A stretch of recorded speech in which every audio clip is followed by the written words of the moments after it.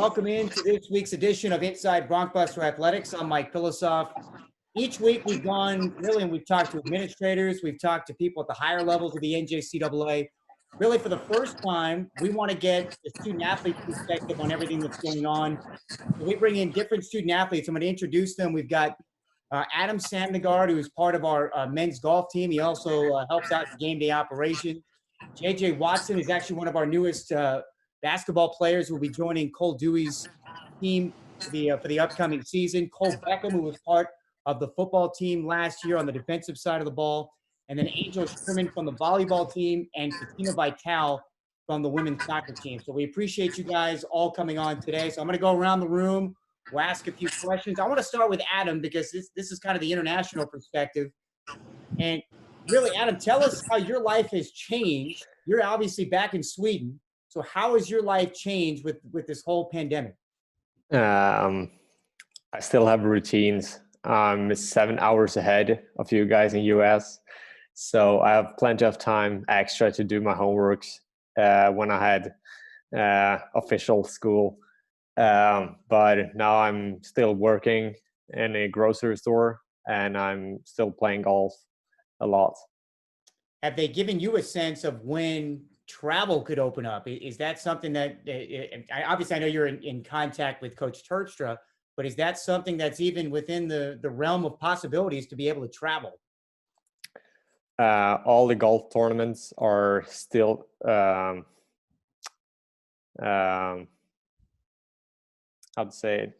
Everything's kind of up in the air right now. Yeah, exactly. And we're only supposed to travel 2 hours, like 40 miles.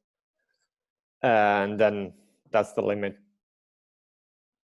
All right, let's switch to the football side of things. Cole Beckham, who played on the defensive side of the ball last year, is one of the more highly touted players coming into the 2020 season. Of course, we are hoping that everything starts on time. What have the conversations been like with you and maybe some of your teammates right now on the concerns that we even have a 2020 season? The talk really has been just hope and prayer, pretty much. Keeping up on each other, keeping up on grades, how we're doing in school when the school was going on. And right now, just working out, making sure everybody's up to date, studying the playbook, getting in meetings, and just preparing for the best. Take us through the virtual world of meetings now, because everything's changed. Zoom has become really everybody's best friend. But from a football perspective, how has that worked with you and your teammates? So it's pretty much the same thing. We have core meetings. So our linebacker group meets every day at or every Tuesday, Thursday at 5:00. Going over the playbook, kind of the scheme, and right now we're just preparing for our first game like it's going to happen on time. We're ready. We're ready for Hutch. Let's bring in Fatima Vital. She's part of the women's soccer program. How did your life change specifically when all this went down? Your season was obviously over, but there's training and everything else that goes in after that. So how has your life changed? It changed a lot because there's only 3 sophomores that are returning. So we were already doing weights and trying to get ready for the season because we had a harsh season. So we wanted to change that. And I mean, I think it was just hard because a lot of us were so used to going to school and working out, and everything changed. So we're kind of just trying to get accustomed to how it is now. So Angel Sherman is part of the volleyball team, plays for Patrick Hiltz. Angel, the transition from going in-person classes to online classes might not seem like a big transition for people on the outside, but when you're in the middle of a semester and you're taking classes and then have to take those face-to-face classes and switch them to online, was that a challenge for you? Yeah, honestly, yes, it was, because it went from being able to just like walk up to your teacher and ask them a question like, what's this, is this, like schedule meetings, to having to find a way to fit in their schedule with all the other students that are probably asking questions as well, and being able to just reach them. Like, it was really difficult to like have to always try to schedule a Zoom meeting or email them all the time, and then they have their lives as well with kids and stuff like that, so they don't have the ability to just reach back to you whenever Like, just because you have time doesn't mean that they have time. And it's just that, like, it was hard not getting an immediate response that you would get if you were face to face. So it was a little bit frustrating. And then having to understand assignments through just what they type. Like, and I'm sure you know when you type things up for interpretation, like however you take it. So it's like, if you don't understand the assignment, now you have questions, you may not even be able to reach them. It's kind of frustrating a little bit. All right, and we can definitely understand that. The first four that we've talked to are all Broncbusters that are returning. One of the new guys that's coming in is J.J. Watson. He's going to be on the men's basketball team this coming year. So kind of a unique perspective for you because you're transferring in from another school. How has this whole transition worked for you because of everything else that's going on with the virus? I've been focused on finishing up. I'm coming from Division I, so I'm bouncing back. So I have to finish my schooling to be able to, well, not completely finish it, but just make sure that I'm eligible to play. As far as academically, it's been a little weird as far as being recruited. I was going to Alcorn State initially from Hampton University. But even with this whole virus, my head coach that I signed with early, he didn't get his contract renewed. So I asked for my release from Alcorn State University from Hampton and committed with Coach Dewey over at Garden City.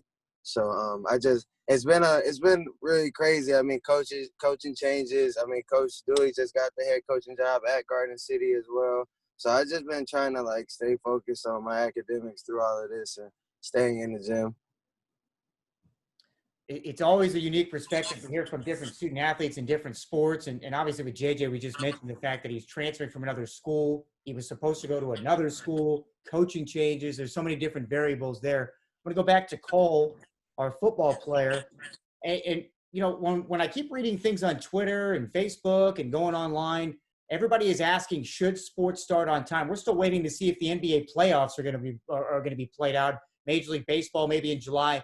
So do you, with a football season that's supposed to start on a Thursday night against Hutch in late August, do you feel that are you comfortable with saying that sports should start on time? I'm comfortable with saying sports should start on time. I believe that through this whole pandemic, a lot of people have been safe and continue to be safe, keeping their distance, wearing gloves, masks, staying inside. But I do believe that with a lot of our futures on the line, I think it's okay to take the chance and say that it's been long enough of staying inside and give us a chance to continue what we call a future in a job is to go out and compete. I believe that we should start on time. Do you get frustrated reading some of this stuff? And I don't even know how much that you read of some of these topics that you're seeing on Twitter. And, you know, some people don't want to go outside, some people do. And it really affects the decision makers because they're going on both sides of the equation. So is it frustrating? And how much have you actually read of the plans of what the NCAA and what these other organizations are trying to do? I find it frustrating from an athlete standpoint that our future is in other people's hands. I respect the caution and I respect that other people are wanting to be safe, but at the end of the day, they have to think that a lot of our future is just on the line just from this season or this spring that has been canceled. Bring Fatima Vital, part of our discussion here today. She's on the women's soccer team. If they came to you and they said, okay, look, we're going to have a soccer season, but you're only going to get to play 7 games, what would your initial thought be if that was the case? I would be pretty disappointed because it's my sophomore year and I'm still debating like what college I'm going to go to after because I do want to be a doctor, so I don't know if I'm going to continue soccer, but I love soccer, so knowing that my season would be cut short and it might be my last, I would be pretty disappointed. So I would want to get all the games I could get in, not knowing if it's going to be my last games or if I'm going to continue. Angel, same question to you. You guys play more games in the women's soccer program, but it really all balances out. But you guys end up playing more than 30 matches in a year. So with that being said, if they came to you and said your schedule is going to be half of that, what would your thought be? Well, it's pretty frustrating because I'm a sophomore as well. And like this is a year where we need to get playing time, where we need to get all our highlights put together so we have enough to make us look good enough to go into a school that's good enough for us. And being that there's only 2 sophomores coming back and a whole new team, like the first few weeks, we're all battling for a spot, battling for playing time, battling to be able to be on the court. And if we only have a few games, like at this point, it's like we don't know like which way it could go. And it's like we need to play, we need playing time, we need all that we can get in order to make us look good so we can go to a school to transfer off. And if we have less games, it gives us less time to make all that happen. Because now that we have a new team, we're going to spend most of those first couple games gaining chemistry and gaining what we need to do to be a good enough team for playoffs and so on and so on. And if we only have a couple of games, that doesn't allow us enough time to do that. Because we still have school and study hall hours and a whole bunch of things we need to do. We can't dedicate every single day to just practicing because we have other things that need to be done. And if we only have a little bit of games, which means we'll have a little bit of practice, like we just don't have the time in order to make what needs to happen. And it could be very challenging and very difficult. Adam, with golf, it's not like you guys have 400 tournaments. So it's already sparse as it is going from the fall season and then into the spring season, which you are one of the athletes on here that had their spring season cut short. So if they came to you and said, Adam, the only thing that we can do this year is play a spring season, what would be your thought process? And for a guy or a gal, doesn't matter, coming from an international space. I need to agree with all of the people who spoke to you before. Like we are transfer students who wants to transfer to university after this year, and we still we want to have some good highlights, show some good results for the school, and perform well. But this situation, we need to do our best, and we need to accept that. I'm going to go around. I want to get, this has been a topic that I've gotten in arguments with people just going to the local Menards or any company, and some require you to wear masks. So my question to all of you, and I'm going to start with JJ, if an administrator comes to you at any school and says, look, the only way we can bring students back is if you guys have to wear masks, what would your initial thought be?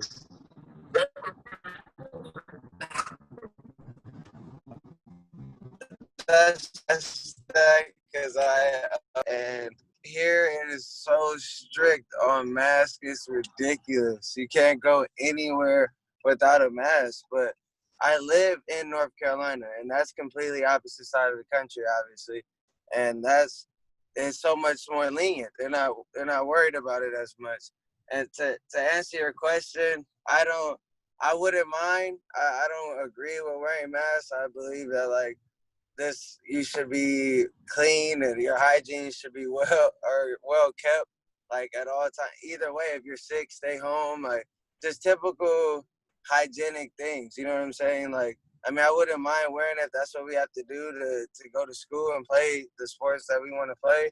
I definitely would do so.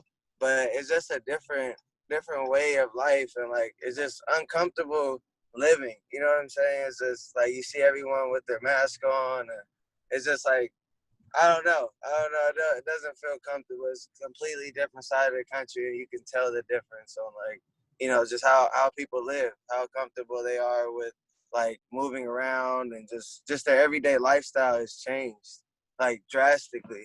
Out there in North Carolina, not so much, but out here it's like people.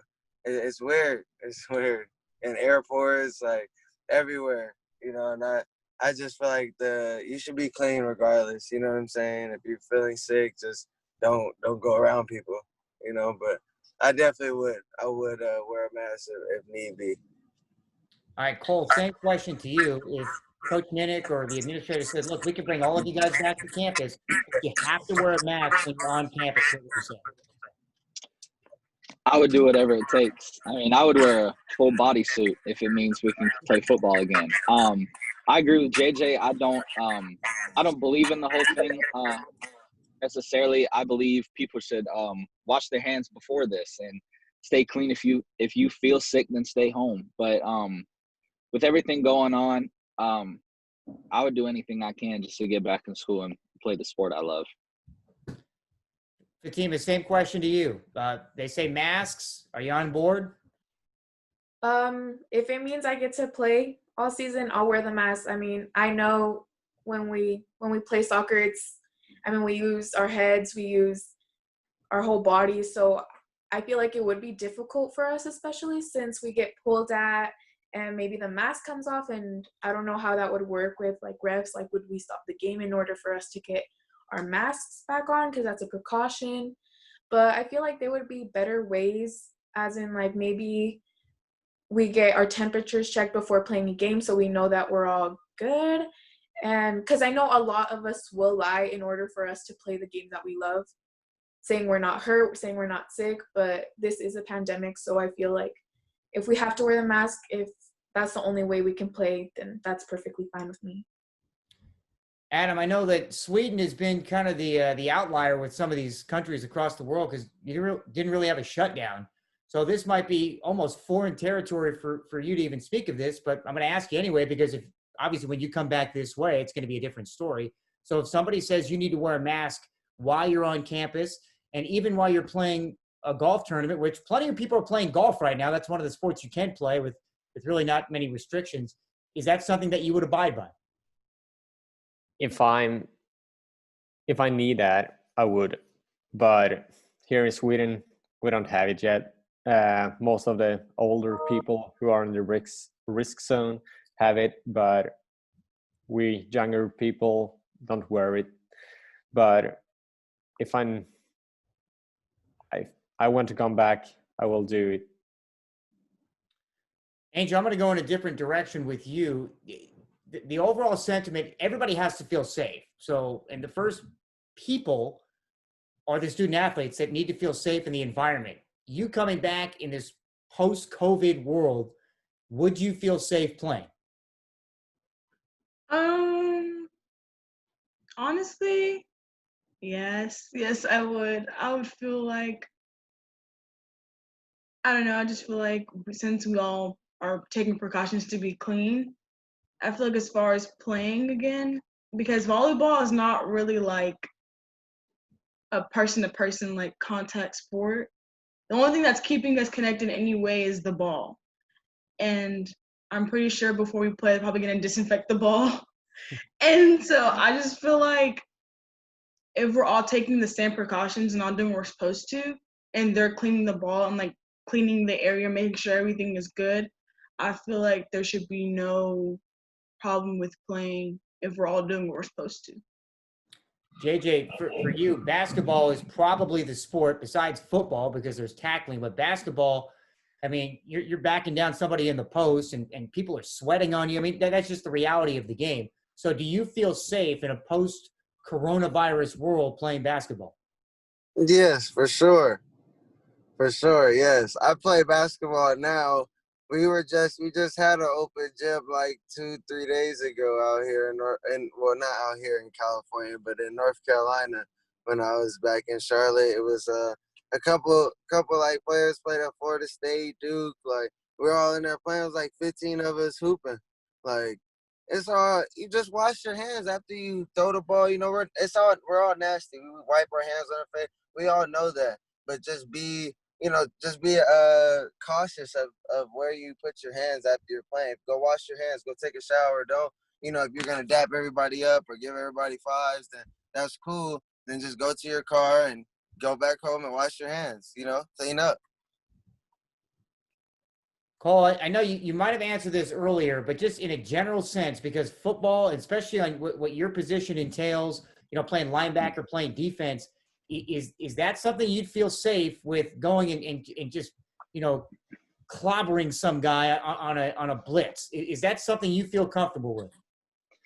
Yes, sir. I feel comfortable with it. I believe afterwards, we all stink. We're all dripping sweat and just smell horrible. We're all going to take a shower. We're all going to get clean, and we're all going to enjoy the night and enjoy the win, which hopefully will be all season.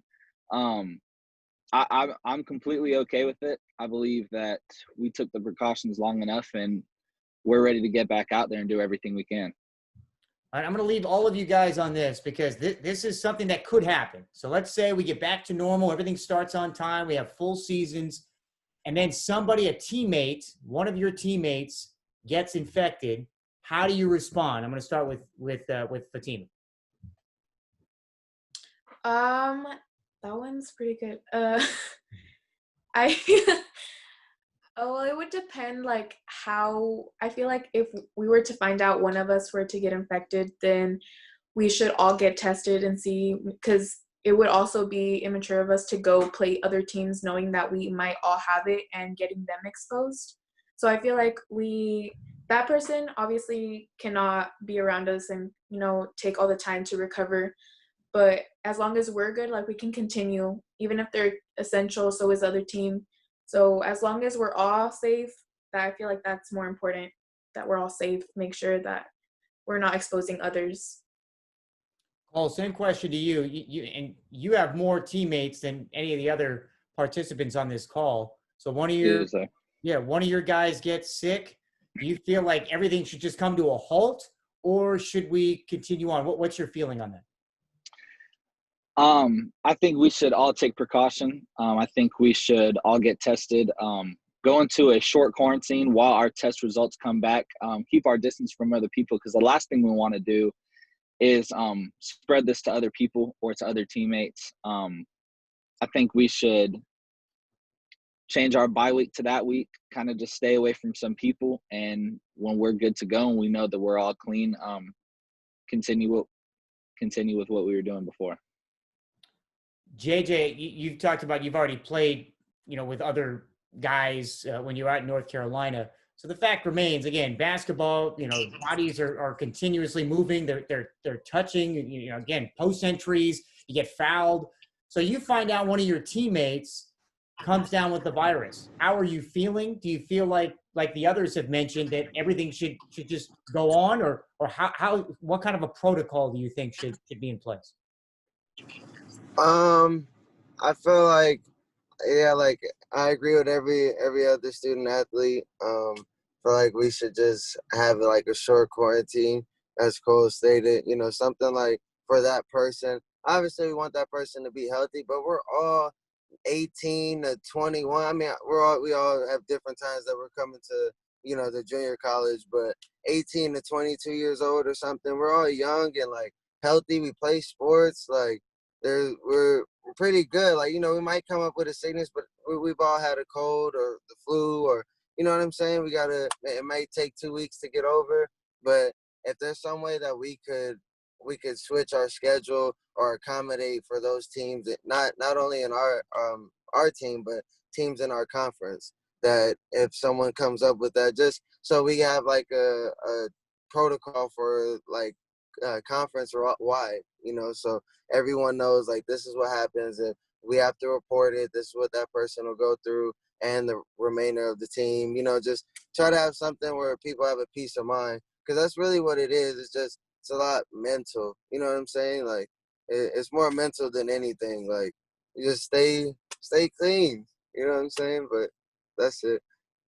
We should put that on a bumper sticker. Stay clean. All right. Lastly, I'll give you all the profits. Don't worry. Angel, for you, same question. So in volleyball, again, all these sports are different. You know, we've talked to Adam. Golf is different. Basketball, you talk about more of an intimate setting because there's more bodies touching. But with volleyball, you mentioned earlier, it's the ball. So one of your teammates gets sick or comes down with it, and what's your feeling? What do you think the next move should be? Honestly, I don't even know. Like, that's an absolute game changer. I feel like I pretty much agree with everyone. I feel like at that point, we all get tested and make sure, like, we're all good. we do need a short quarantine, but like once we come back, like I feel like we shouldn't just take precautions as far as like only in that moment. I feel like after it all blows over, we need to take a further precaution to make sure that like it's gone. And as of right now, we are all like good. So like just in case like one person gets it and we all think it's over and then another person gets it, like just to prevent that happening, we need to also have like precautions for in that moment as far as like quarantining, getting tested, staying healthy. And then afterwards, we need those same precautions like disinfecting, cleaning, getting tested, like just finding ways to stay healthy so it doesn't keep happening. Well, we appreciate all you guys coming on today. Really unique perspective. Again, we've heard from everybody else, all the governing bodies, the administrators, and today we finally got a firsthand look for all the Broncbuster fans, Broncbuster Nation, of what these particular student athletes, what their thoughts are. So we definitely appreciate all of you coming on today. No problem. Thank you for problem. having me. Thank you.